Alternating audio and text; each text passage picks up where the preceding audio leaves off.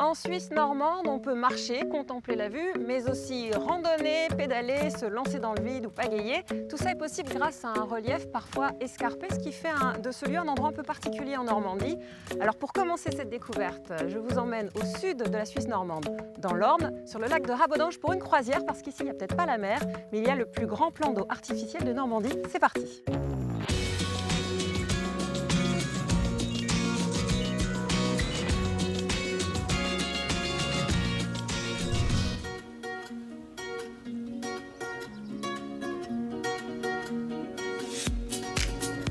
À bord du Val d'Orne, on rencontre un passionné de l'histoire des lieux, Stéphane David.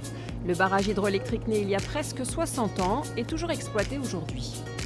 C'est un atout majeur dans la production électrique régionale. Comparé à une centrale nucléaire, évidemment, ça n'a rien à voir. Ça correspond à la consommation annuelle d'une ville comme Falaise. Quand on parle aujourd'hui d'énergie renouvelable, on est en plein dedans.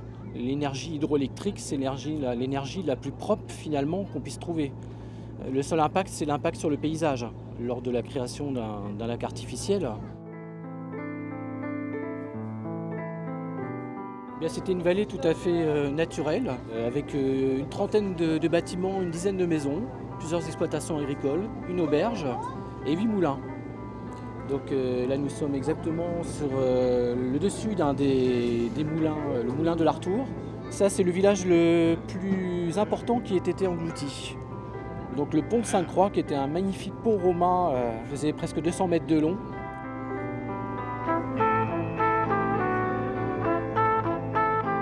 Moi j'ai quelques connaissances, des gens qui ont 80 ans aujourd'hui ou plus, qui ne peuvent pas venir au bord du lac ou qui font dans l'arme.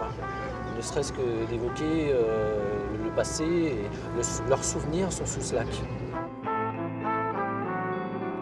En plus des souvenirs des anciens habitants, le lac abrite aussi le club de ski nautique de la région qui a élu domicile sur les rives depuis 1964.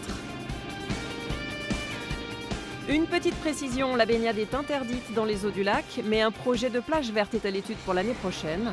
C'est l'un des moyens de valoriser ce plan d'eau avec la création de sentiers de randonnée. Ce qui est très particulier dans cet endroit, c'est qu'on a d'un côté un espace 100% artificiel, le lac, et de l'autre un espace entièrement préservé et resté plutôt sauvage.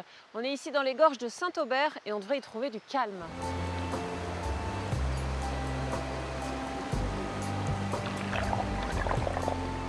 Bonjour. Bonjour. Est-ce que vous pouvez m'expliquer ce que vous pêchez ici? On pêche principalement la truite. Alors ce parcours présente l'intérêt, c'est d'avoir des zones calmes et des zones de torrent. Quelquefois on a la chance, comme ça m'est arrivé il n'y a pas très longtemps, d'être accompagné pendant presque 1 heure avec un chevreuil et son petit. On a aussi la chance d'avoir de la truite sauvage. Cette page découverte se termine, on va devoir quitter les gorges de Saint-Aubert.